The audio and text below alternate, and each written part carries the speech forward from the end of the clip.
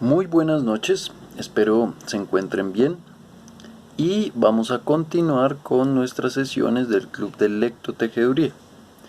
La primera sesión, la vez pasada, empezamos a leer el libro de la maravillosa historia de Peter Schlemil que tengo aquí en mis manos y yo les estuve mostrando página a página la maravillosa edición que hizo Nórdica Libros. Y bueno, ya habíamos entrado a leer un par de cartas introductorias que tiene, digamos, esta historia, y la idea hoy es poder terminar de leer esas cartas y, si nos da el tiempo, empezar a leer la maravillosa historia de Peter Schlemil.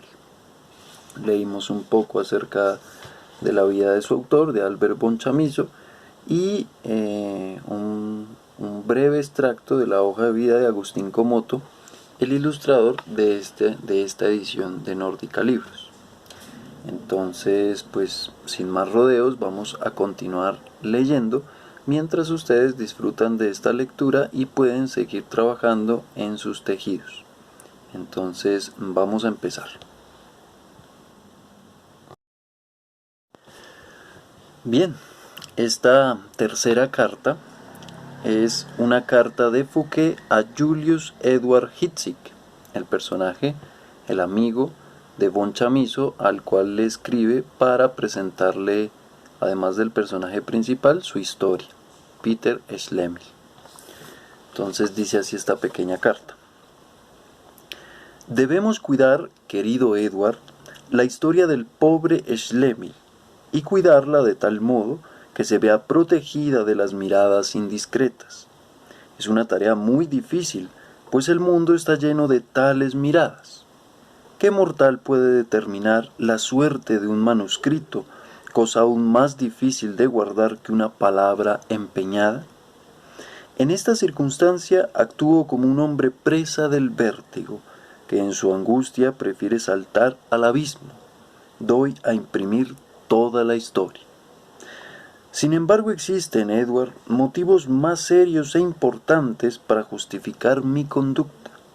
Si no me engaño del todo, en nuestra querida Alemania palpitan muchos corazones capaces, e incluso dignos, de entender al pobre Schlemil, y pienso que en el rostro de más de un auténtico compatriota se dibujará una sonrisa de emoción ante la broma pesada que le jugó la vida, y ante la broma ingenua que él se hizo a sí mismo. Y si tú, querido Edward, al ver este libro profundamente sincero, consideras que muchos amigos desconocidos aprenderán a amarlo con nosotros, creo que sentirás caer una gota de bálsamo en la ardiente herida que la muerte ha causado en ti y en todos los que te quieren. Finalmente, decirte que a través de múltiples experiencias me he convencido de que no hay un hado que conduzca los libros a las manos apropiadas y que impida con seguridad que lleguen a unas que no lo son. Pero sí creo que hay un hado que pone en toda verdadera obra del espíritu un cierre invisible, que luego sabe abrir y cerrar con infalible tacto. A este hado te confío, mi muy querido Schlemil, tu sonrisa y tus lágrimas, y que Dios te guarde. Fouquet, fines de mayo de 1824.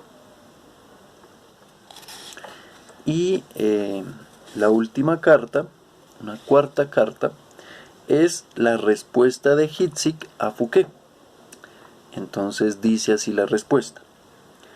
Estas son las consecuencias de tu desesperada decisión de publicar la historia de Schlemil, que debimos conservar como un secreto solo confiado a nosotros.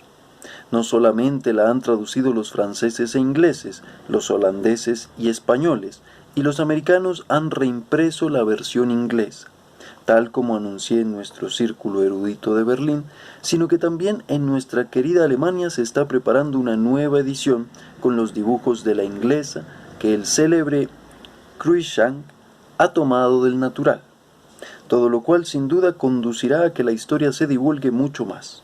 Si no fuera porque te considero suficientemente castigado en lo que respecta a tu arbitrario proceder, en 1814 no me dijiste una palabra acerca de la publicación del manuscrito, pues nuestro chamizo, en su viaje alrededor del mundo entre los años 1815 y 1818, sin duda se habría quejado del asunto en Chile y Kamchatka, e incluso en casa de su difunto amigo Tameyamaya, en la isla de Oahu. Si no fuera por eso, ahora te exigiría pública responsabilidad. Fuere como fuere, lo hecho está. Y aparte de ello, tú has tenido razón al pensar que iban a ser muchos los amigos que con nosotros llegarían a amar el librito. Así ha sucedido en efecto durante estos funestos 13 años que han transcurrido desde que vio la luz. Jamás olvidaré la hora en que se lo leí a Hoffman por primera vez. Fuera de sí por la tensión y el goce, estuvo pendiente de mis labios hasta que terminé. Al instante quiso conocer personalmente al autor, y él, que es tan poco amigo de las imitaciones, no pudo resistirse a la tentación de escribir una variante. Bastante desafortunada, dicho sea de paso, sobre la idea de la sombra perdida y que se halla recogida en su cuento Las aventuras de la noche de San Silvestre, en que Erasmus Speaker pierde su imagen en el espejo. Así es, e incluso entre los niños nuestra maravillosa historia ha logrado abrirse camino. Cierta vez en una clara noche de invierno, cuando el autor y yo subíamos por la calle del castillo, un niño que estaba patinando sobre el hielo se puso a reírse de él. Entonces, él lo atrapó bajo su abrigo de piel y se lo llevó consigo unos pasos. El niño se dejó conducir sin decir nada, pero una vez que se encontró de nuevo libre y a conveniente distancia de nosotros, que habíamos seguido caminando como si nada hubiera pasado, le gritó a su raptor en voz alta: «Ya te las verás conmigo, Peter Schlemihl». Pienso que nuestro honrado y extravagante amigo, bajo esta nueva y elegante cubierta, también divertirá a muchos que no le conocieron con su sencilla curca de 1814. Pero a algunos les sorprenderá además descubrir en el botánico circunnavegante, en el ex real oficial prusiano, en el cronista del famoso Peter Schlemihl, a un poeta lírico que, inspirándose en los aires ya malayos, ya lituanos, demuestra tener su propio numen. Por esto, querido Fouquet, te doy las más cordiales gracias por el cuidado de la primera edición y recibe, junto con nuestros amigos, mi enhorabuena por esta segunda edición.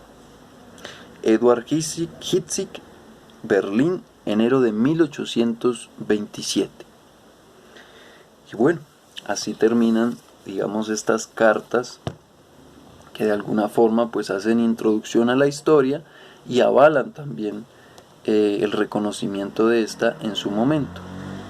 Entonces, ahora sí, aquí con letra amarilla, no sé si alcancen a ver, empieza la historia de Peter Schlemihl, la maravillosa historia de Peter Schlemihl, la cual pues vamos a leer a continuación.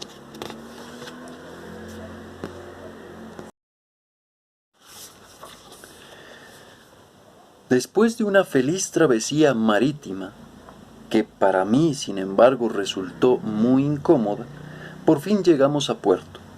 Una vez que el bote me hubo dejado en tierra, cargué mis pequeñas pertenencias en el hombro y abriéndome paso por entre la multitud pululante, me dirigí a la casa más humilde y próxima, frente a la cual colgaba un anuncio. Pedí una habitación y el mozo, midiéndome con la mirada, me condujo hasta la buhardilla. Hice que me trajera agua fresca y le pedí que me indicara exactamente dónde podía encontrar al señor Thomas John. Antes de llegar a la puerta del norte, la primera finca a mano derecha, una casa grande y nueva, de mármol rojo y blanco, y con muchas columnas. Bien, era temprano. Enseguida abrí mi bulto y saqué mi levita negra recientemente vuelta. Me vestí pulcramente con mis mejores ropas, cogí la carta de recomendación y me encaminé al instante hacia el hombre que debía ser útil a mis modestas esperanzas. No bien hube subido la larga calle del norte y llegado a la puerta, vi resplandecer las columnas a través del follaje. Así que aquí es, me dije. Quité el polvo de mis zapatos con el pañuelo, Arreglé mi corbata y, encomendándome a Dios, tiré del cordón de la campanilla. La puerta se abrió.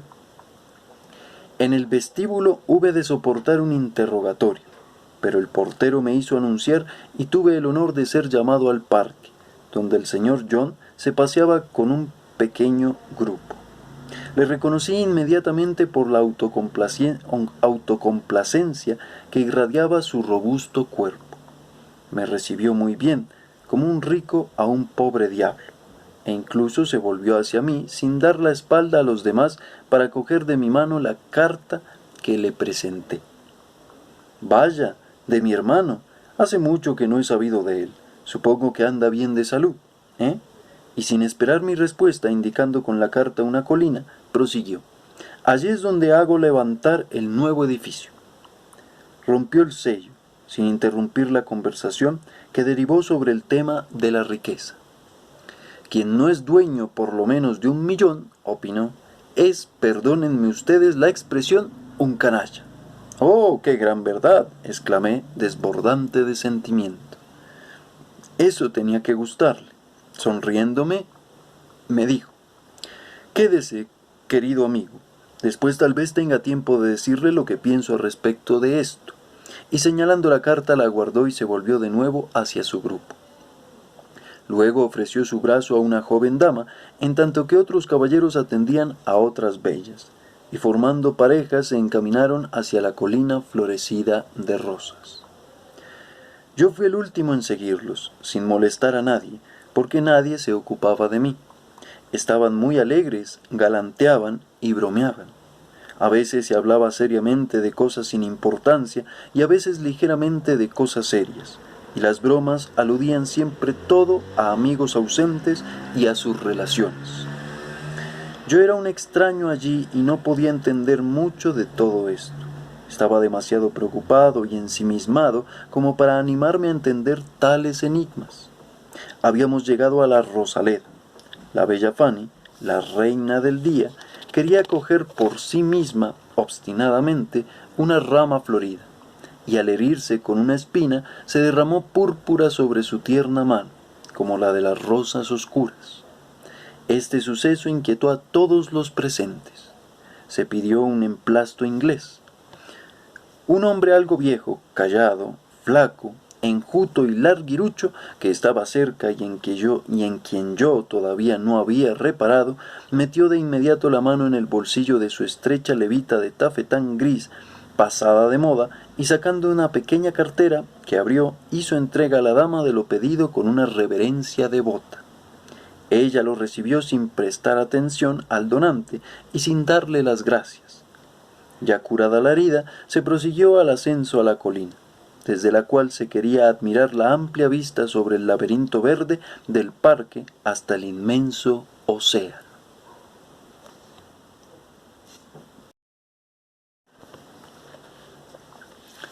La perspectiva era realmente grandiosa y magnífica. Un punto luminoso apareció en el horizonte, entre las aguas oscuras y el azul del cielo. ¡Un telescopio!, gritó John. Pero antes de que la servidumbre que había acudido a este grito pudiera moverse, el hombre de gris, haciendo una reverencia modesta, había metido la mano en el bolsillo de su levita y extraído un lindo Dollond, que entregó al señor John. Este, acercándolo enseguida a su ojo, informó a la compañía de que se trataba del barco que había partido el día anterior y que vientos adversos retenían aún frente al puerto. El telescopio pasó de mano en mano y no volvió a las de su propietario.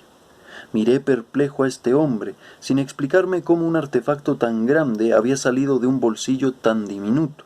Esto, sin embargo, a nadie parecía haber llamado la atención, y nadie se ocupó más del hombre de gris que de mi persona. Los refrescos y las frutas más raras de todas las regiones fueron ofrecidos en preciosas fuentes. El señor John hizo los honores con distinción y sencillez, y entonces me dirigió la palabra por segunda vez. Sírvase, de esto no había probado en alta mar. Hice una reverencia que él no advirtió, pues ya estaba hablando con otra persona. Todos tenían ganas de tenderse sobre el césped en la falda de la colina ante el paisaje desplegado, pero temían la humedad del suelo. Sería divino, dijo alguien, tener aquí algunas alfombras turcas. Tan pronto como el deseo fue expresado, el hombre de la levita gris tenía ya en su mano, en el bolsillo, y con un gesto modesto, casi humilde, se esforzaba por sacar de él una rica alfombra turca con hilos de oro. Los criados la recibieron como si así debiera ser y la desplegaron en el lugar deseado. Sin ceremonias, el cortejo se instaló sobre ella. Yo, por mi parte, miré asombrado al hombre, al bolsillo y a la alfombra, que medía 20 pasos de largo y 10 de ancho, y me restregaba los ojos, incierto de lo que debía pensar de todo esto, especialmente porque nadie encontraba en ello nada raro. Me hubiera gustado preguntar acerca de este hombre y saber quién era, pero no sabía a quién dirigirme, dado que temía casi más a los señores de la servidumbre que a los señores servidos por ella. Por último me atreví y me acerqué a un joven que me pareció no tan importante como los demás y que a menudo se había quedado solo. En voz baja le pedí que me dijese quién era aquel hombre de levita gris tan complaciente. ¿Este que parece un hilo escapado de la aguja de un sastre? Sí, el que está solo. No lo conozco, me respondió, y como queriendo evitar una conversación más larga conmigo, se volvió y se puso a hablar con otra persona sobre algo sin importancia. Ahora el sol empezaba a quemar, molestando a las damas. La bella Fanny se dirigió negligentemente al hombre de gris, a quien nadie había hablado todavía, que yo supiera, preguntándole con despreocupación si tal vez no traía consigo una tienda. Él respondió con una reverencia tan profunda como si hubiera recibido un honor inmerecido. Y ya tenía la mano en el bolsillo, del cual vi salir telas, palos, cuerdas, hierros, en suma, todo lo que es necesario para montar una tienda lujosa y magnífica. Los caballeros jóvenes ayudaron a levantarla, cubriendo con ella toda la extensión de la alfombra, y nadie encontraba nada extraordinario en esto. Hacía rato ya que me sentía incómodo, incluso espeluznado, máxime cuando, al ser formulado el siguiente deseo, le vi sacar de su bolsillo 3 caballos, lo que te digo, 3 hermosos, grandes y negros caballos con sus sillas de montar y arreos. Imagínate, por Dios, 3 caballos con montura, del mismo bolsillo del que ya habían salido una cartera, un telescopio, una alfombra de 20 pasos de largo por 10 de ancho, una tienda de lujo del mismo tamaño y todos los palos y hierros necesarios. Si no te jurara haberlo visto con mis propios ojos, no lo creerías. Y bueno, aquí la primera imagen de nuestra maravillosa historia de Peter Schlemihl. Aquí podemos ver el hombre de levita gris con el sombrerón y cómo de su bolsillo pues sale precisamente 2 caballos negros con todos sus arreos, lo que nos está pues narrando la historia. Entre rojo y negro está esta ilustración.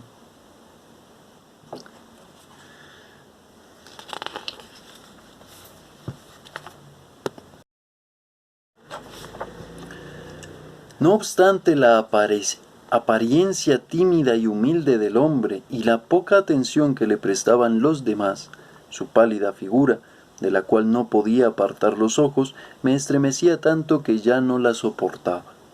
Decidí escabullirme del grupo, lo que me pareció fácil, dado el rol insignificante que yo representaba. Quería volver a la ciudad, intentar mi suerte con el señor John a la mañana siguiente, y en caso de tener el coraje para ello, interrogarle sobre este hombre de gris tan caro. Ah, sí, hubiera logrado escapar de ese modo. En realidad ya me había escapado por la Rosaleda colina abajo, y me hallaba en un campo abierto cuando, por temor a ser descubierto fuera de los senderos, miré a mi alrededor. Cómo me estremecía al ver al hombre de la levita gris viniendo hacia mí. Se quitó el sombrero y me hizo una reverencia tan profunda como nadie me la había hecho antes. Sin duda quería hablarme, y yo no podía evitar que lo hiciera sin mostrarme grosero. Me quité también el sombrero, respondí a su reverencia y me quedé parado bajo el sol con la cabeza desnuda, como clavado al suelo.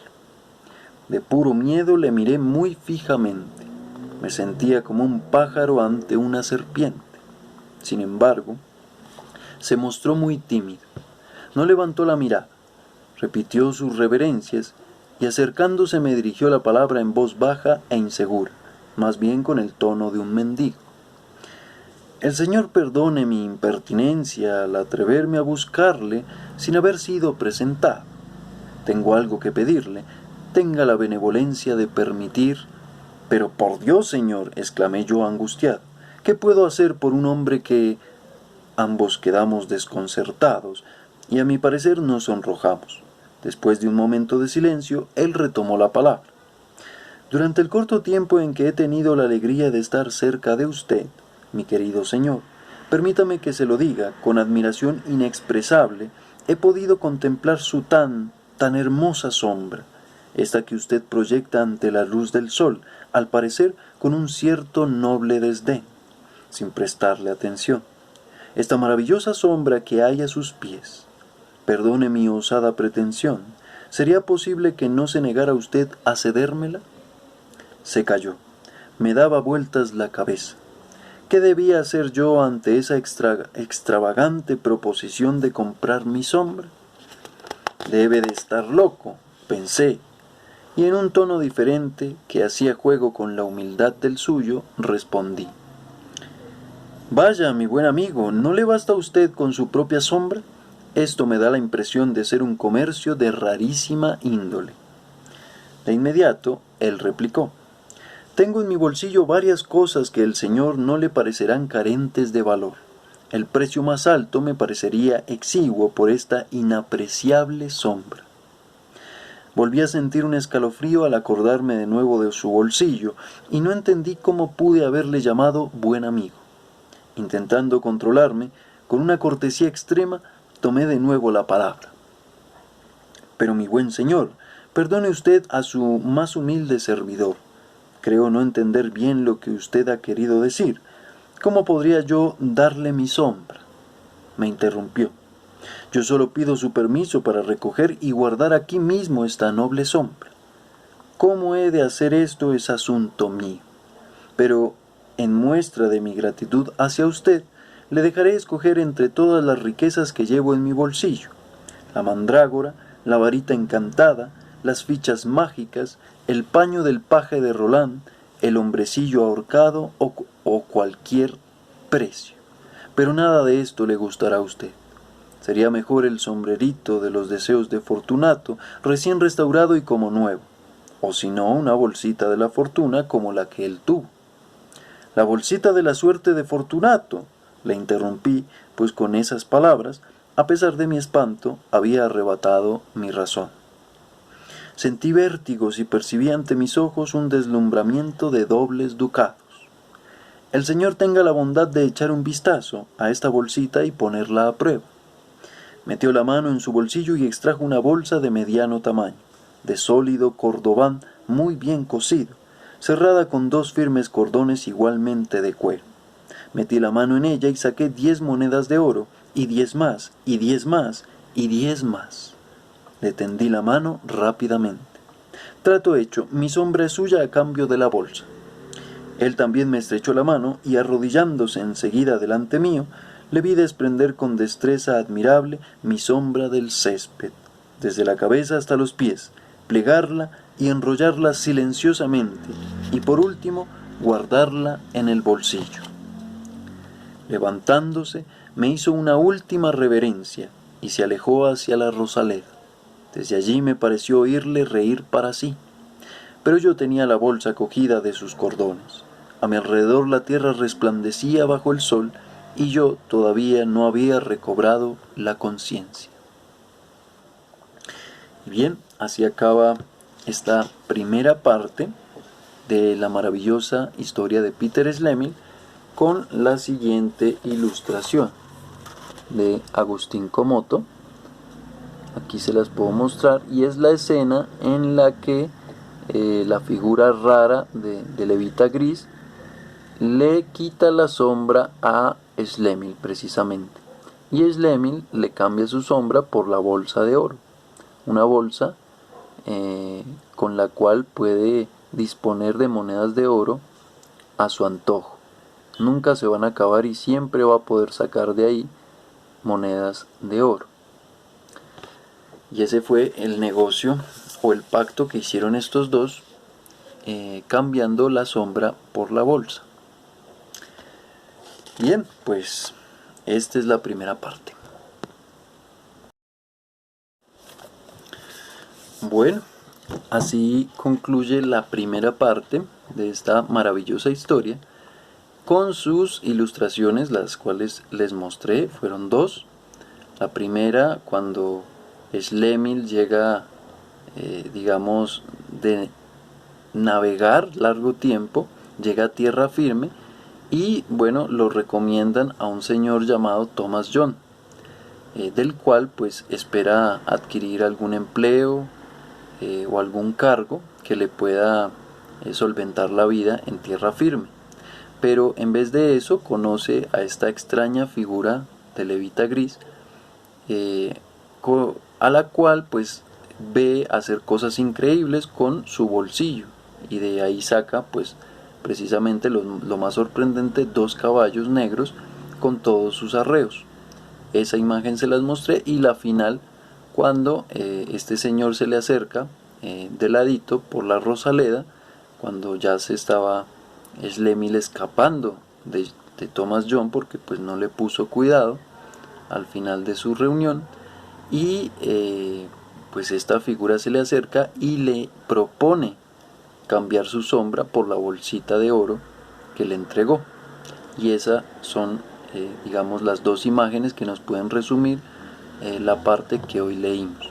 Espero la hayan disfrutado y queden muy interesados para seguir leyendo ya de aquí en adelante la historia de Peter Schlemil. Vimos su inicio, cómo llegó y el pacto que hizo con esta extraña figura de levita gris. Espero les haya gustado, pasen una buena noche y continúen con sus trabajos tejidos mientras escuchaban esta pequeña lectura de la maravillosa historia de Peter Schlemil de Albert von Chamisso. Pueden ir a buscar, pueden ir a documentarse, buscar algunos datos, alguna información y seguirle la pista a este escritor y a este cuento en particular para poderlo disfrutar mucho mejor. Si lo consiguen en internet, leerlo, si pueden o si tienen la posibilidad de conseguirlo en físico, consíganlo para seguir coleccionando libros en su biblioteca. Bien, no sería más, no se les olvide llenarme el registro de asistencia y de datos que solicita la Oficina de Bienestar Institucional, y nos veremos en la próxima sesión, muy juiciosos para seguir tejiendo y escuchando literatura. Un saludo muy especial a todos, cuídense, hasta luego.